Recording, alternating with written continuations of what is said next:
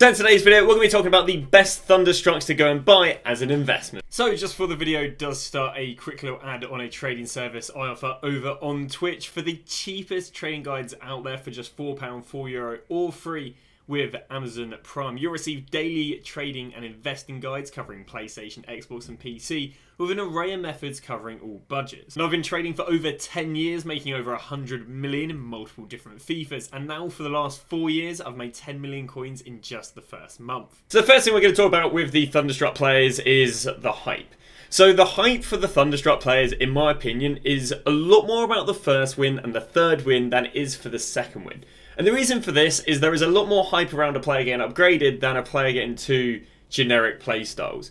So the best performing players are actually going to be the guys who don't win their first game, they then get very heavily panic sold over the weekend, and then they'll rise nicely into their second game. So teams I could see this being for, could be maybe the likes of Newcastle with Joelinton, where they maybe might get a draw or they might get a loss against Chelsea, and therefore the hype going into their next game should be a lot better, rather than if they win against Chelsea and then the hype around their second win would be to playstyle. And the second thing is that I don't recommend buying any of the women, and the reason I don't recommend buying any of the women is I believe they're on an international break. Because they go on an international break, they play their first game this weekend and then don't play another game for 2 weeks, and as a result, in 2 weeks time the hype would kind of die down a lot. So the second thing I don't recommend investing in is going to be the woman. And then just quickly covering icons, I also don't really think icons are a play, and the reason for that is the first win, they don't receive an inform upgrade, they just receive a generic playstyle. I can't see there being much hype around these, so as a result I would just keep it to the men base cards. So let's go and talk about the best players to go and invest in. So the best players to go and invest in, we're going to use something called PGP. PGP shows me how much someone is used, and obviously the more someone is used, the more demand for the player is. So we've got the likes of Bernardo Silva. Bernardo Silva again I think is a great buy. Joelinton I think is a great buy. Gabriel Jesus I think is a great buy. Same with Cuadrado, Lukaku. Varane, the problem we have with Varane is that he's 750k, so the odds on someone like Varane to double is a lot less likely than the likes of someone like Joelinton. Joelinton to go from 45 to 90k is a lot more likely than someone like Varane to go from 700 to 1.4 million. So we would also try and keep away from these expensive cards right there. Then in the mini release, I think Breme looks decent. Chan is okay, but the problem is Breme's literally been used twice as much as Chan, and they both got released at the same time. And therefore, there should be more hype around Breme than there is around Chan. So when are we going to go and buy these promo cards? Well, this promo is the exact same equivalent in terms of timing as the likes of the World Cup road to the finals. And if we go and have a little look at these, we can see they dropped on the Friday to the Saturday to the Sunday, and then they're the cheapest Sunday/Monday. So this would basically mean that they're cheapest Sunday late evening through to Monday probably afternoon. The reason I say that is because if there was a drop between Sunday and Monday, that means they were cheap Sunday evening, and that cheap price from Sunday evening went into Monday morning. And then we can see that they rose between Monday to Tuesday, and that normally means that they rose Monday evening, and that rise price went into the Tuesday morning. They then proceeded to rise for 2 weeks and then drop after the Friday. This happened with all sorts of all the tier players. We can look at the likes of Marquinhos. We can see a game, cheapest here on the Sunday, Monday. And again, it being the cheapest here on the Sunday / the Monday does make me think that late Sunday evening through to Monday before 6 PM they were good. And he held all the way through to the following Thursday and then went down in price. And we can even go and look at Mr. Mbappe. The most expensive player was the cheapest on the Monday. He then held his price / rose for actually a little bit later than a little bit longer than the others. Didn't rise anything too insane, which is the reason why we don't really like these cards compared to the cheaper cards, because it's not like you're going to get great ROI. And then went down in price a week after that. So when would I hold these cards? I'll be honest with you, I would probably just hold on to these cards until before their next game. So for example, if we go back to Joelinton with the likes of Newcastle, if they win or lose their game, again I think these cards are still okay to invest in even if they do win their first game. I just think there'd be better hype if they don't win their first game. So he would then keep on rising, and I would go and sell him before his next game on the 2nd, which means you'd be buying on the Monday and then selling on the Saturday. So it's like a 5-day hold. And then on the Saturday you can go and reinvest in something else. Maybe you want to go and buy fodder, maybe you want to go and buy the Thunderstruck players who lose their second game, because the idea is you sell before the game, because if they lose they'll go down. and then you invest in them because they'll go up going into their next game and so on and so on. So in watching this back editing, I kind of realised it's a little bit of a complicated explanation. Now what I'm going to do from now onwards is, when I'm back watching this editing, if I do think it looks a little bit confusing, I'll use graphs, or I guess I'll just show it in a different way. I think the easiest way to show this is by using a graph. So what we're going to do is we're going to talk about the patterns of a player who wins their games and patterns of players who don't win their game. So for example, we've got the game they're going to play on the weekend, right? And this is going to be the pattern of someone who wins their first game. So they win their first game and you'll probably see a little bit of a rise, and then what will happen is they'll just go down to about Sunday, Monday. Now the reason this will occur is because you'll get that initial hype, but then what's going to happen is the player's going to get packed. Now then what's going to happen is Monday onwards we should see them rise higher than they did when they won their first game. And then we get to game 2.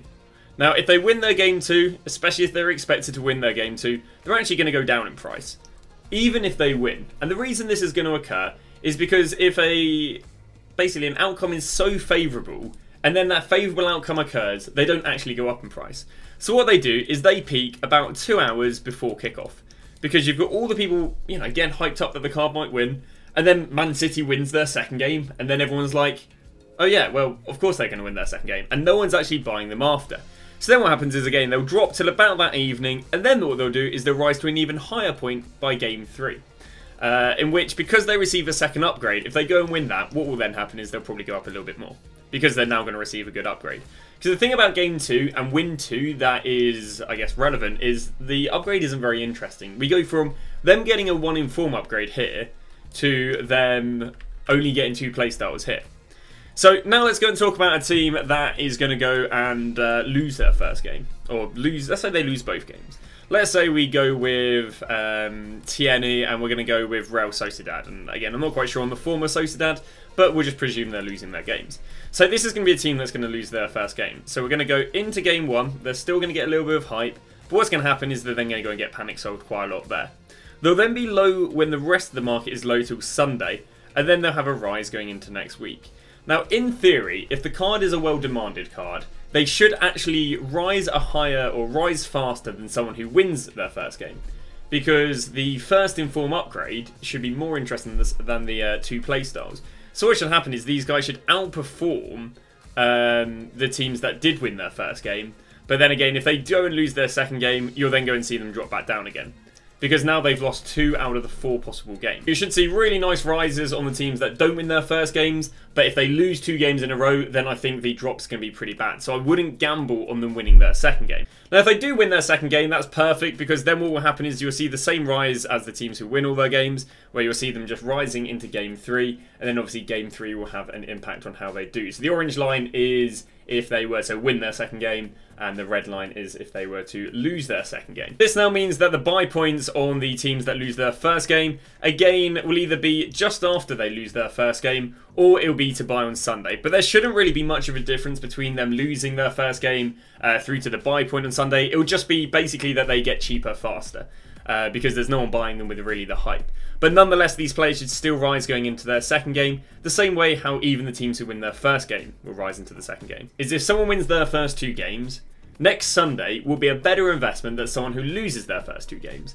Because the team that won their first 2 games are going for that next inform upgrade, whereas the team that loses their first 2 games is going for that first inform upgrade. But because they've lost their first 2 games, they're, you know, probably not so favourable to win the third game, unlike the team that's won the 2 games. Again, it's a bit of a confusing explanation, but basically, if you lose 2 games, I wouldn't really like them as an investment. But if they lose their first game, I think they're a good investment. And likewise, if they win their first 2 games, then I think they'll be a really good investment, probably as of the Sunday, which is going to be right here. So just giving a quick overview of the graph. Teams that lose their first game should be the best investment this weekend. Teams that win both their games will be the best investment next weekend. And you're always going to sell these players before their games because there are pretty big drops if they lose their games. Even the teams that aren't favourable, if they go and lose their games, they'll still drop. So hopefully this helps you guys in terms of investing in these cards. If you do want to buy the other cards for your teams, it's the same buy time. It's just I don't think there'll be as good return on investment. I do think they are going to be solid holds for about 2 to 3 weeks. I don't think you'll see any sort of mad crashes, unless someone maybe gets replaced by an SBC or objective. But that is about that. Thank you very much for watching, and I'll see you guys tomorrow with a brand new video.